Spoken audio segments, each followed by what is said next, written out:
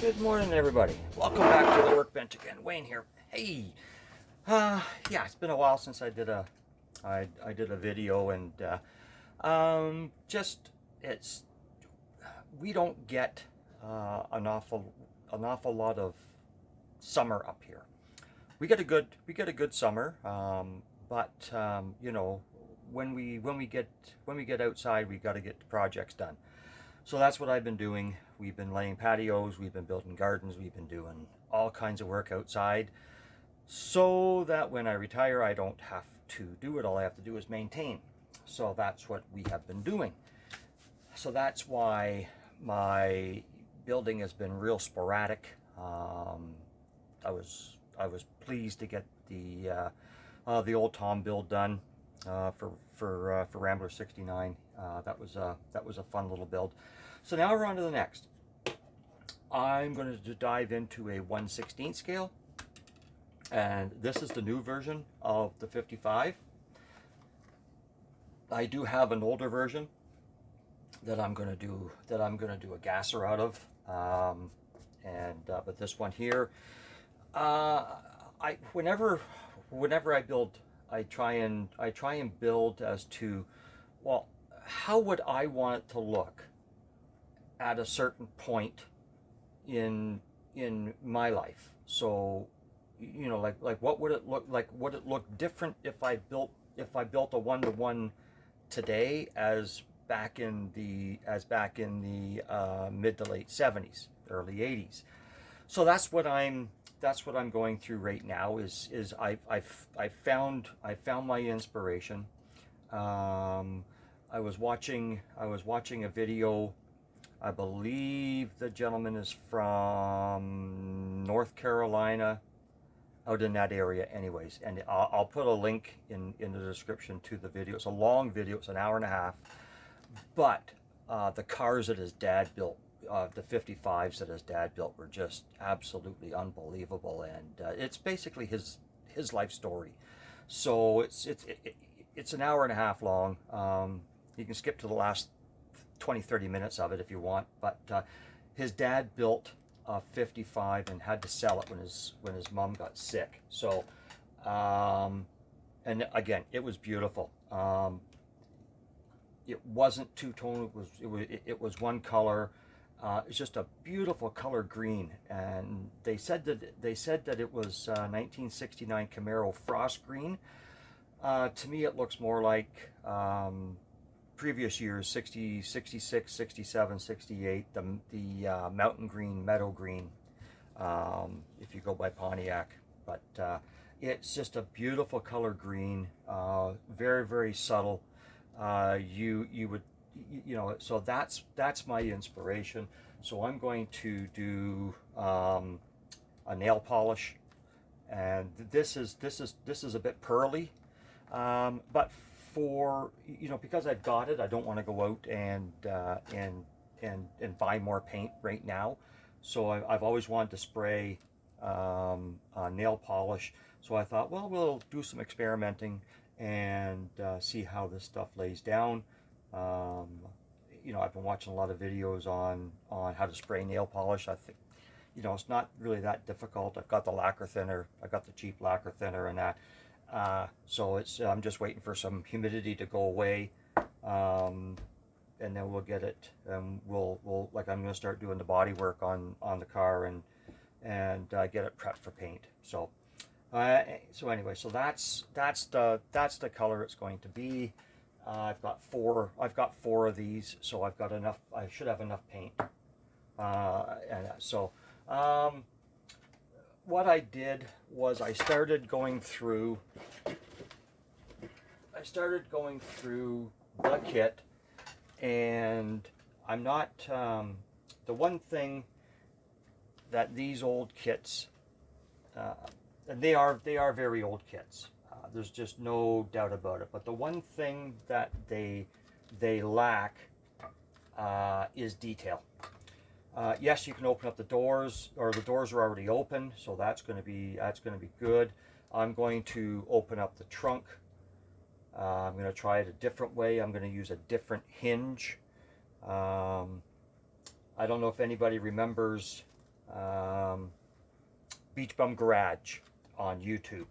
He also has a Cults 3D page, and he had on there his rendition of more accurate hinges.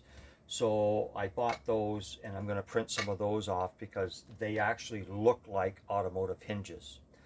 And so that's what we're going to do there. I have to build the whole frame structure underneath the trunk lid, and then that's where I was heading with the detail. I've already started on basically the hood. We're not going to poke a hole through. We're not going to run a hood scoop. And so I've got that where the scoop would go on the outside. I've got that filled. I've got some other doodads filled, but it's plain. There's absolutely nothing there. And there's supposed to be bracing going across the back. There's supposed to be bracing going across the front and trunk and hood latches and the whole shooting match. That's what I'm working on now. Is trying to build that. And when I build one, I've got 4 of these kits. I've got 2 of the hard tops. I got the convertible and I got the Nomad. So I'm going to build 4 so that when it comes to doing the other ones, I've already got them made. And that's what I'm going to do. I may get them scanned and do a 3D print version, and see where that goes. I have a friend who has a handheld scanner, so we may do that. So that's basically where we are. If I build this as today, like I'm not going to leave the small block in there. I'm not going to leave the small block in there. Back in the day, when I was fooling around with the 57 Chev that I had, it had a 283 in it from a 64 Impala, and I was lucky enough to get that whole car as a package with the 57.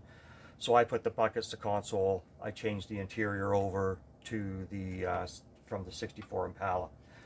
And that's the kind of thing that we did back then.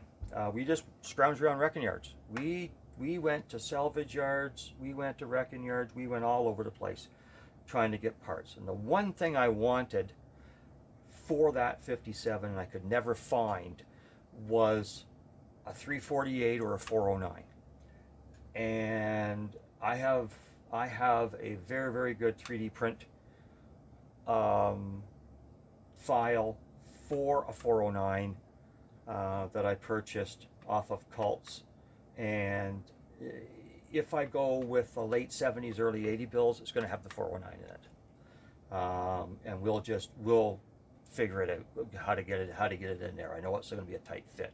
I just didn't want to put an LS in this. I wouldn't put an LS in one of these now. I would still stay old school. So the interior is going to be the same green with white. It already has pleats on the seats, and I'm going to add pleats to the package tray on the back of the interior, just with some half-round styrene. And other than that, that's about it. I mean, we're going to have a working trunk. We're going to have opening doors. We're going to have an opening hood. Hopefully, it's going to have a 409 in it. Wheels are going to be still my favorite on these things is Kragers, so they're going to have a Krager SS on them, and it's just going to get built the way I would build it or would have built it. So either from now or from back in the day. And I think it still stands. What I want to do to this still stands the test of time for doing a 55 hot rod. So she's going to be shiny. She's not going to be satin color. She's going to be shiny. So anyways, that's where we are right now. That's all I've been working on is the hood. That's all I've been working on. I haven't even taken anything else off the trees. Now, where I got the structure, the internet was helpful, but I couldn't find just the hood hinge support. I could find the brace that goes across here. I can get pictures of that, and then I'll just adapt to this. So where I got the measurements, I took some pictures at a recent car show downtown Barrie, and there was a Nomad that was severely chopped. It, it, it, to me, it looked almost comical, but it was a nice looking car, you know, but he had the hood open. So I took pictures of the underside of the hood. It was orange. It's a little hard to see the detail, but I get the gist of it. Where I got the pattern was from the AMT 55 sedan. And on there, it's got a very, very nicely laid out support structure. And all I've done is measure that out, convert it over to 1/16, and then just drew it in with pencil. So now I can build off of that, and it will be a fairly close representation of the hood hinge support. So that's almost 11 and a half minutes, so I think that's enough rambling. I want to thank everybody for hanging in with me. I've got some new, I even without doing very, very much, I ended up with some new subscribers, which I appreciate, and thank you very much for jumping on board. I should be able to get some fairly regular content on this. You know, summer's winding down. I got a couple more projects to do outside, and which shouldn't take too long, and then we're just going to leave it till next spring. So you know, we're going to get going on this and see where we can go. So until the next time, everybody, cheers.